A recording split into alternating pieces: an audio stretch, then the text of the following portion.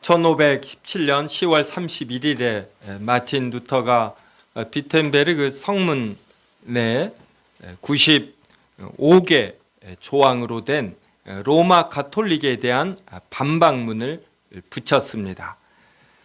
면죄부 판매가 부당하다는 것을 비롯해 로마 가톨릭에 있는 잘못된 95개 항을 이 비텐베르그 성문 앞에 붙였습니다. 이것이 도화선이 되어 유럽 전역에 종교개혁이 이루어졌습니다. 그래서 10월 31일을 기념하여 10월 마지막 주일을 종교개혁을 기념하는 주일로 개신교가 지킵니다. 그래서 세움교회도 오늘 성경교독을 종교개혁 기념으로 하였고, 오늘 설교도 이 종교개혁을 한 여러 교리들 중에 꽃이라고 할 수 있는 이신칭의에 대해서 살펴봅니다.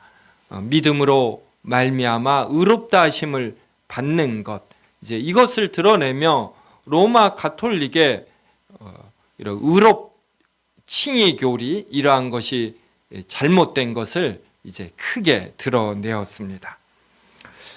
25일 전에 제 2년 후배가 갑자기 죽음을 당했습니다. 제 2년 후배가 그 아프가니스탄에 선교사로 갔던 배영규 선교사입니다. 저와 청년의 시절을 몇 년 동안 같이 보냈기 때문에 언제든 제가 말을 놓고 지내는 사이였습니다. 또 이렇게 2년 후배들과 청년 시절에 참 친하게 지냈는데 그 중에 한 명이 25일에 갑자기 죽었어요. 우리나라에서 아주 좋은 대학의 전자공학과를 졸업하고 그 대학에서 박사학위까지 받았습니다. 그래서 좋은 회사에 취직해서 있다가 창업을 했어요. 그래서 코스닥에도 상장해서 이제 사장이니까 얼마나 잘 나갑니까? 해외에서도 알아주는 이러한 어플이라고 합니까? 이러한 것을 개발했습니다. 그런데 잠자는 중에 심장마비로 죽었습니다.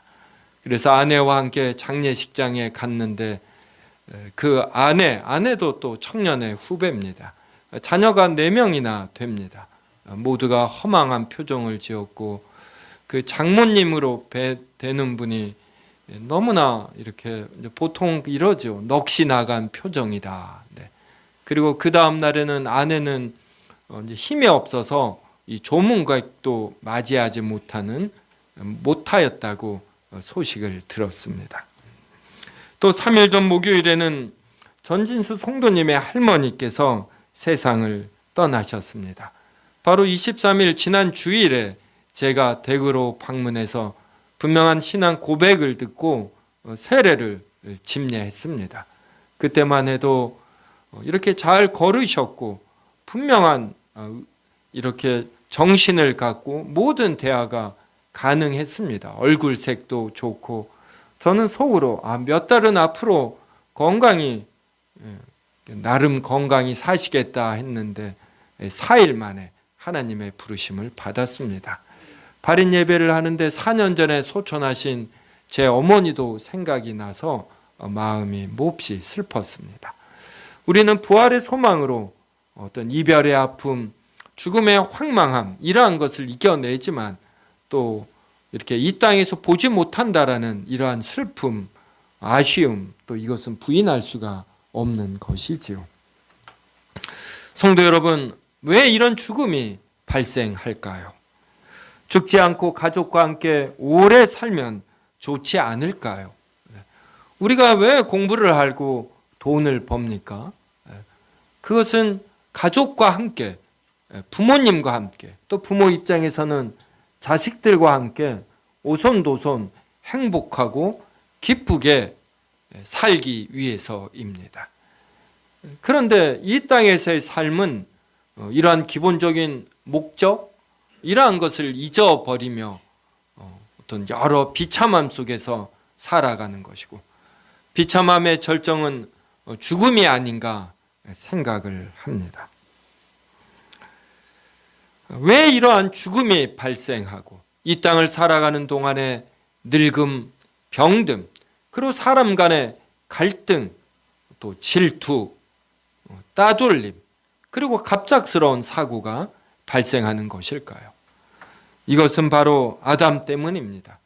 아담과 하와가 에덴 동산을 다스릴 때에 하나님의 말씀을 어기고 하나님처럼 되고 싶어서 하나님이 금하신 선악을 알게 하는 나무의 열매를 따먹었습니다.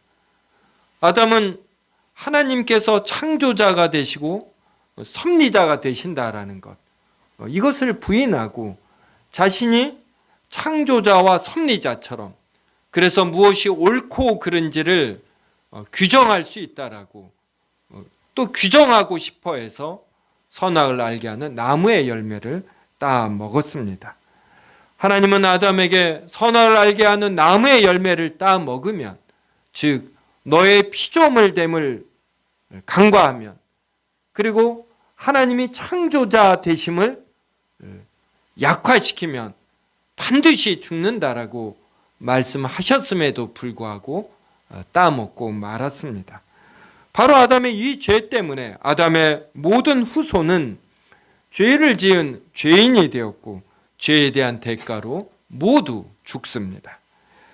아담의 원죄가 모든 후손에게 이렇게 유전처럼 이어집니다. 이러면 좀 불공평하다 하는 분이 계실 거예요. 제가 지금 여러분을 보니까 모두가 신기하게도 눈이 2개예요. 네, 3개인 분이 없습니다. 귀도 2개이고 손도 2개이고 발도 2개입니다. 왜 입과 코는 하나일까요? 바로 아담이 그러하기 때문이에요. 아담과 하와는 우리의 첫 부모입니다. 그 첫 부모에서 우리는 모든 것을 물려받은 것이에요. 이때 아담이 죄를 지음으로 인하여 부패한 이 본성, 이 죄성까지도 물려받습니다. 그래서 사람은 기본적으로 죄를 짓는 존재예요. 죄를 모방해서 배워서 죄를 짓는 것이 절대 아닙니다. 이것은 유전이에요, 유전. 이 원죄를 유전받으며 사람은 때가 되면 늙습니다. 병도 생겨요. 그리고 반드시 죽습니다. 죽음처럼 사람들을 갈라놓는 것도 없습니다. 죽으면 이제 더 이상 이 죽은 자의 손을 만질 수도 없고 대화할 수도 없고 같이 있을 수도 없습니다. 제 아버지의 임종을 병원에서 제가 다 지켜봤는데 아버님이 돌아가셨어요. 모든 기계가 이 영을 이제 의미하더라고요. 그래서 병원 본부에 연락했더니 의사와 간호사가 와서 심전도 검사도 하고 이 형광등 가지고 눈을 이렇게 비춰요. 살아계시면 나름 반응이 있는 것이죠. 다 검사를 하고 의학적으로 사망하셨습니다. 진단을 내립니다. 그러자 이 장례식장에 있는 업자가 올라와서 아버지가 덮고 있던 이 시트를 여기까지 있잖아요. 이거를 바로 여기까지 씌웁니다. 제가 놀랐어요. 아버지 숨을 못 쉬게 왜 씌웁니까? 이 말이 나올 뻔했어요. 돌아가시면 숨을 못 쉬어요. 그래서 올리는 겁니다. 그리고 바로 냉동실로 안치합니다. 죽으면 말이 없고 감각이 없고 그래서 숨도 못 쉬고 추운 줄도 모르는 것이에요. 그래서 시신이 썩지 아니하도록 냉동고에 보관합니다. 오늘 아침에 영월에 계신 장인 어르신이 전화가 왔어요. 목사로서 늦은 밤과 이른 아침에 전화 오면 그냥 기본적으로 불안해요. 좋은 소식이 그렇게 오지 않더라고요. 무슨 일인가 그랬더니 이태원 이야기를 하셔요. 몰랐어요. 아내가 이 전화를 받고 제일 먼저 뭘 했을까요? 아이들 방 5개를 다 확인했습니다. 누구를 첫째로 갔는가는 비밀입니다. 네. 얼마나 안심이 됩니까? 그러니까 이나마 웃으며 이야기하게 되고 우리 청년들은 다 안 갔나, 안 갔으리라 생각하고 김재학 전도사님에게 따로 연락 안 했습니다. 그 149명이 죽었다고 하는데 그 부모 심정이 어떠하겠습니까? 여러분, 젊어서 자신보다 나이 어린 친하게 지낸 사람이 갑자기 죽는 경험을 해보셨는지요? 바로 몇 시간 전까지 아니면 며칠 전까지 웃고 떠들고 이렇게 몸을 비비며 이렇게 관계했던 사람이 그냥 죽어버리는 거예요.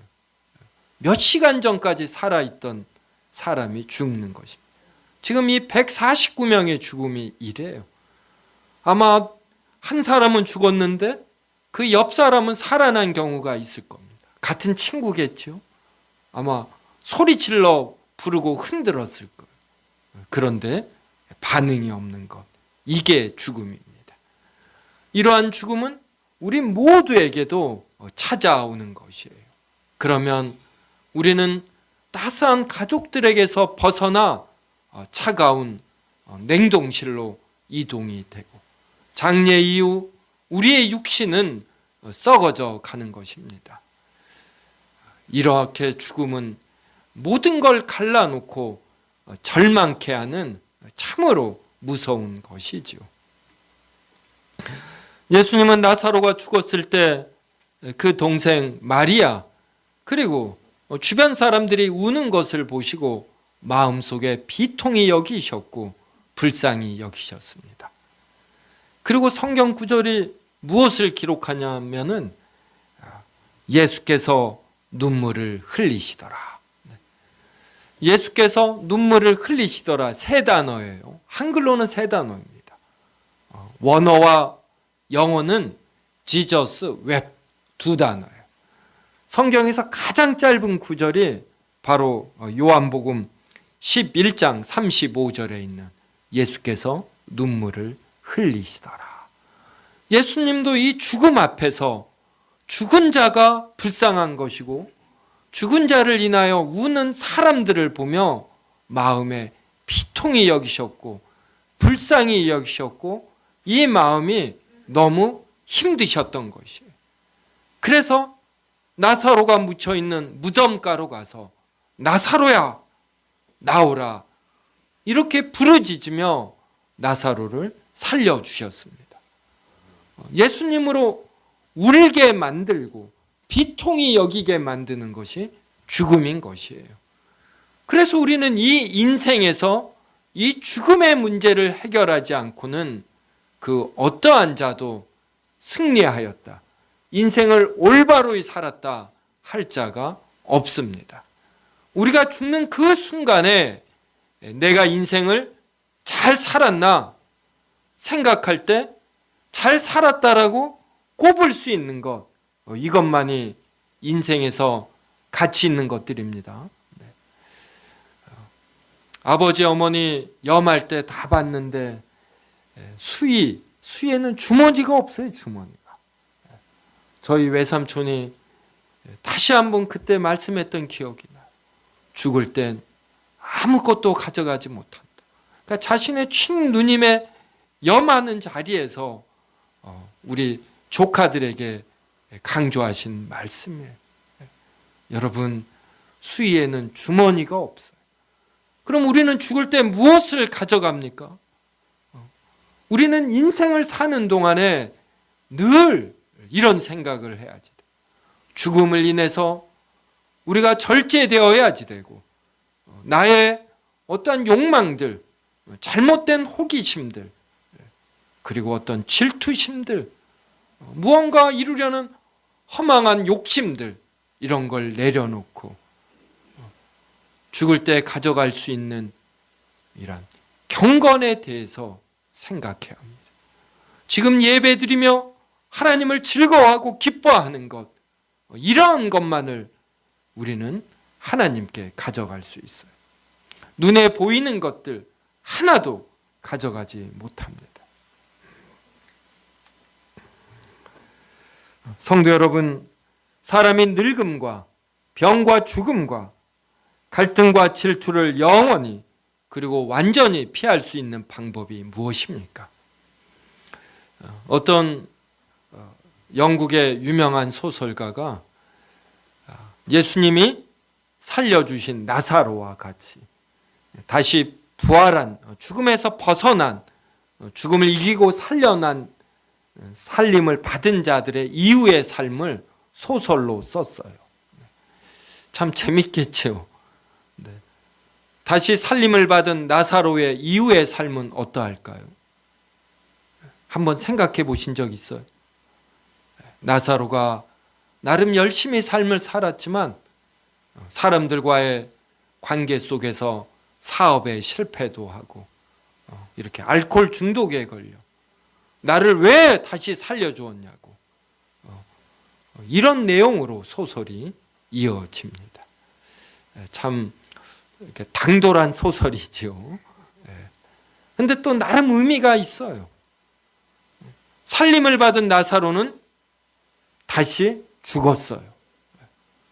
영원히 살지 아니하고 예수님의 마음에 비통히 여기며 불쌍히 여기시며 살려준 나사로가 다시 죽었다. 예수님은 이렇게 다시 살려준 자가 다시는 죽는 일이 없도록 그 이후에 십자가에서 고난을 받고 죽으셨습니다. 예수님은 살아계신 동안에는 아담이 지키지 못한 모든 율법을 지키셨고 죽으실 때에는 우리의 죄를 대신 짊어지고 죽으셨습니다. 이렇게 해서 의로움을 획득하셨어요. 그리고 이 의로움을 우리의 것이냐 하나님께서 여겨주셨습니다. 그래서 우리가 의로운 자가 되는 것이에요. 이것만이 이 죽음에서 그리고 이 땅에서의 비참함에서 완전히 벗어나는 유일한 길입니다. 종교개혁은 바로 이 교리를 드러낸 것이에요. 그러면 로마 가톨릭은 무엇을 주장했느냐? 성모 마리아, 또 12사도, 또 성인들이라고 일컫는 이들은 천국에 들어가고도 남는 선행과 공로가 있다. 이렇게 로마 가톨릭은 주장했습니다. 그래서 모든 신자가 예수 그리스도를 머리로 해서 하나로 연합되어 있고, 그래서 연합되어 있는 이 사람들이 남는 선행과 공로를 이렇게 주고받는다. 서로 소통한다. 이것을 성도의 통공이라고 로마 가톨릭이 부르는데, 이 성도의 통공이라는 교리에 의해서 어떤 신자가 돈을 주고 면죄부를 구입하면 어떤 마리아나 12사도나 성인들의 남는 선행과 공로가 이 면죄부 구입자에게 옮겨지는 겁니다. 그래서 이 사람의 죄, 즉 벌이 용서받는 것이에요. 이러면서 면죄부를 판매했습니다. 그래서 로마 가톨릭은 이 면죄부 판매로 막대한 수입을 올렸던 것이에요. 그래서 루터는 로마 가톨릭이 면죄부를 판매를 통해 막대한 수입을 올리는 것이 잘못되었고, 그리고 성도의 통공이라는 교리 자체가 잘못되었다라고 바로 이 비텐베르그 성문에 이러한 반박문의 내용을 붙인 것입니다. 사람은 하나님 나라에 들어갈 수 있는 선행과 공로가 없다라는 것이에요. 우리가 이 지구라는 별에 하나님의 형상을 지닌 사람으로 이렇게 지금 생존해 있는데, 우리가 이 일에 기여한 것이 하나도 없습니다. 그러하듯 우리가 죽어서 하나님 나라에 가는데 우리의 선행과 사람의 공로는 하나도 없는 것이에요. 하나님 나라에 들어갈 선행과 공로를 갖출 자도 없고, 그런데 하물며 하나님 나라에 들어가고도 남는 선행과 공로가 있는 자는 더 없는 것이에요. 그러니까 로마 가톨릭이 얼마나 잘못된 교리를 가르쳤는가, 이것을 알 수가 있는 것이죠. 루터는 이것을 성경에 근거하여 주장했습니다. 오늘 본문 로마서 5장 12절을 보십시오. 그러므로 한 사람으로 말미암아 죄가 세상에 들어오고, 이 한 사람은 아담입니다. 아담이 에덴 동산에서 하나님의 창조자 되심과 섭리자 되심을 부인하고 선을 나무를 따먹었을 때, 이것으로 인하여 죄가 세상에 들어왔어요. 이 죄로 말미암아 사망이 들어왔습니다. 그러니까 죽음은 자연스러운 것이 아니라 죄의 결과인 것이에요. 죄가 있으면 사망이 있습니다. 이와 같이 모든 사람이 죄를 지었으므로 사망이 모든 사람에게 이르렀느니라. 왜 모든 사람이 죽느냐면 모든 사람이 죄를 지었기 때문입니다. 이제 18절 보십시오. 그런즉 한 범죄로 많은 사람이 정죄에 이른 것 같이, 여기서 한 범죄란 아담의 범죄를 뜻합니다. 아담의 범죄로 아담의 이 원죄가 모든 사람에게 유전이 되어서 모든 사람이 정죄에 이르렀다, 이 뜻이에요. 그 다음에 나오는 한 의로운 행위란 예수 그리스도의 순종을 뜻합니다. 모든 율법을 지키는 순종, 모든 사람의 죄를 짊어지고 죽으시는 희생, 순종과 희생으로 말미암은 의로움, 이 의로움을 뜻해요. 그래서 한 의로운 행위로 말미암아 많은 사람이 의롭다 하심을 받아 생명에 이르렀느니라.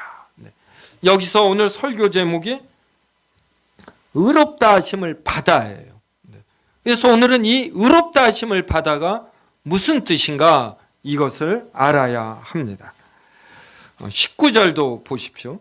한 사람이 순종하지 아니함으로 많은 사람이 죄인 된 것 같이, 아담의 죄로 인해 그 모든 후손이 죄인이 된 것을 뜻하죠. 그 다음에 한 사람이 순종하심으로 많은 사람이 의인이 되리라 그래요. 18절에 있는 많은 사람이 의롭다 하심을 받아 생명에 이르렀느니라, 이것과 많은 사람이 의인이 되리라는 같은 뜻이죠. 그렇다면 어떻게 우리가 의롭다 하심을 받는가, 이제 이것을 알아야지 됩니다. 아담의 후손은, 모든 후손은 아담의 죄를 이렇게 유전받아요. 그렇다면 우리 신자들은 이렇게 유전되는 게 아니잖아요. 예수 그리스도의 의로움이 우리에게 유전되는 것이 아니에요. 모든 사람이 구원을 받는 것이 아니라 하나님께서 자녀로 택하신 자들이 구원을 받습니다. 그러니까 예수님이 나사로의 죽음을 보고 마음에 비통히 여기고 불쌍히 여기셨어요. 그러하듯 삼위 하나님께서 아담의 범죄로 모든 사람이 죽어야지 되는 것, 이것을 비통히 여기시고 불쌍히 여기셨습니다. 그래서 그들 중 일부를 하나님의 자녀로 택하셨어요. 그리고 성자 하나님은 사람이 되셔서 하나님이신데 하나님과 동등됨을 여길 것을 취하지 아니하시고 오히려 자기를 비워 종의 형체를 가져 사람이 되셨습니다. 그럼 모든 율법을 지키셨어요. 그리고 택하신 자들의 죄를 짊어지고 십자가에 죽으셨습니다. 이렇게 해서 택하신 자들을 위하여 의로움을 획득하셨어요.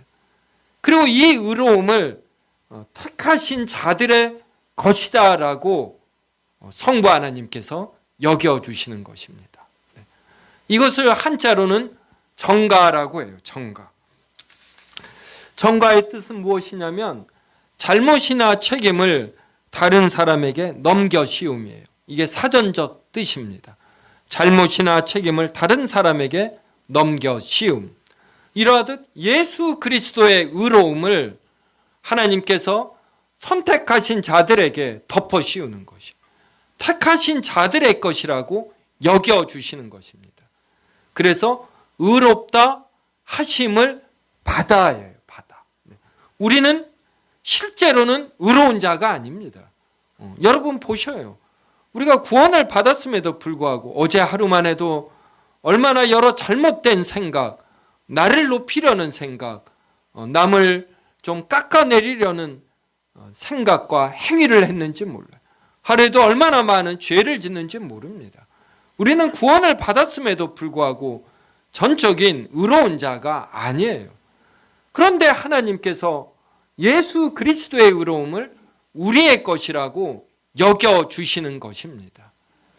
그리고 이 사실을 우리가 모르잖아요. 사람이 얼마나 무지하고 강팍합니까? 그래서 하나님은 성령님을 주셔서 이 사람들로 하여금, 택하신 자들로 하여금 예수 그리스도의 의로움을 깨닫고 이렇게 받아들이게 하는 거예요. 예수 그리스도를 영접하게 하시는 것입니다. 그래서 이 구원에 있어서 우리가 하는 일이라곤, 사람이 하는 일이라곤 없는 것이에요. 하나님께서 아담의 죄로 모든 사람이 비참함 속에서 죽어야 하는 때에 특별히 일부를 하나님의 자녀로 택하시고 이들을 위해서 하나님의 아들이신 예수 그리스도가 순종하시고 희생하시고 그렇게 획득한 의로움을 이 택하신 자들의 것으로 여겨주시고 그리고 또 성령님으로 말미암아 이 놀라운 사실을 믿게 하시는 것이에요. 하나님께서 시작하시고 하나님께서 행하시고 하나님께서 완성하시고 그래서 이후에 우리의 구원도 하나님께 있는 것입니다. 우리 구원의 완성이 마침표가 하나님에게 있는 것이에요. 그러니 전적 은혜이고 전적으로 하나님의 능력이 되는 것입니다. 성도 여러분, 불안해 보신 적 있어요? 저는 이렇게 청년 때서부터, 정확하게는 중고등학교 때부터 연말 연초가 되면 굉장히 불안했어요. 이 시간이 흘러감, 이것이 그렇게 불안하더라고요. 매듭이 지어지는 거잖아요. 연말 연초가 되면서. 이러한 시간의 흐름 속에서 내가 또 쓸쓸히 늙고 병들어 죽는다는 생각을 할 때, 그리고 이것을 해결할 방법이 없잖아요. 그때는 제가 기독교인이 아니었습니다. 어제 괴산에서 4.2 지진이 일어났나요? 성도 여러분, 이 세움교회당도 처음 건축할 때 이 지하 토목 공사를 얼마나 튼튼하게 하는지 모릅니다. 이 앞에 굴이 있지요, 터널이. 이 터널 공사하는 거 봤는데 정말 튼튼하게 하더라고요. 이 건설 소장님이 저에게 이러더라고요. 전쟁 일어나면 이 터널 밑에 계시면 안전하다고. 이 정도로 튼튼하게 지었다고 이러더라고요. 그럼 이 지구라는 땅덩어리는 이 집안이 튼튼할까요? 이런 생각 해보셨어요? 도대체 누가 이 튼튼한 토목 공사를 해놓은 겁니까? 3주 전인가 대전에 있는 교회 가서, 한빛교회인가 가서 강의했죠. 바로 카이스트 옆에 있더라고요. 그랬더니 성도들 중에 박사 소지자가 수십 명이에요. 지질 박사님도 계시더라고요. 그분이 저녁 식사를 같이 했는데 제가 땅속에 대해서 관심이 있습니다. 그러니까 대화가 되더라고요. 자신이 아는 목사 중에 가장 많이 안대요. 가장 신나서 대답을 했죠. 땅속에 이 바다의 물만큼 많은 물이 땅속에 있는 거 아셔요? 그리고 우리가 우주는 관찰을 해도 땅속을 깊이 파지 못하기 때문에 땅속을 모릅니다. 이러한 식의 불안이 저에게는 있었어요. 그래서 저는 중국에 있는 기후라는 하늘이 무너질까, 땅이 꺼질까, 이러한 고민이 쓸데없는 고민이 아니에요. 모두가 다 고민을 해야 되는 것이에요. 하늘이 왜 안 무너집니까? 몇십 년 안 무너지니까 당연히 여기는 것이. 이 모든 것이 하나님의 선물인 것입니다.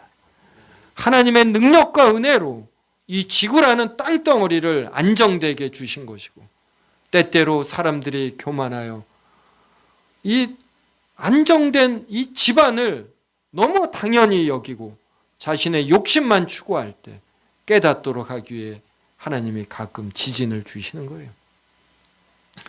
이태원의 사고도 그렇습니다. 우리나라 요사이 K-팝이니 K-방역이니 또 반도체니 조금은 교만해 있지 않나요? 근데 우리가 그렇게 질서와 조화가 있고 남을 배려하고 이러는 건 아니에요. 이런 사고를 통해 대한민국 국민의 수준을 깨닫게 하는 것이고 다시금 돌아보고 절제하게 하는 것입니다. 하나님은 이러한 비참한 속에서 살아가다 쓸쓸히 죽고야 마는 이러한 인류 중에 일부를 하나님의 자녀로 택하시고 그들에게 예수 그리스도의 의로움을 그들의 것으로 여겨주시고 이 사실을 우리로 믿게 하시는 것이에요. 사람들은 먹고 자고 깨고 그리고 나름 노동을 합니다. 그때도 쉬지 않고 일하시는 분은 하나님이셔요. 지구를 돌립니다. 어느덧 가을이 왔어요. 또 겨울이 올 것입니다. 이러면 우리는 어떻게 됩니까? 우리는 늙는 것이에요. 죽음이 가까이 오는 것입니다. 그때 우리의 죽은 육신을 다시금 영원히 부활하게 하시는 분, 이분이 누구셔요? 절대로 사람들의 선행과 공로가 아니에요. 하나님의 은혜이고 하나님의 능력뿐입니다. 바로 이 놀라운 진리를 우리 종교개혁가들이 성경을 통해 드러낸 것이에요. 세움교회는 이러한 전통을 귀하게 이어받아 웨스민스터 신앙고백, 소유리 문답, 대유리 문답을 공부하는 것이고 이러한 공부를 통해 성경에 담긴 하나님의 그 깊은 진리를 더욱 깨닫고 크게 누리고자 하는 것입니다.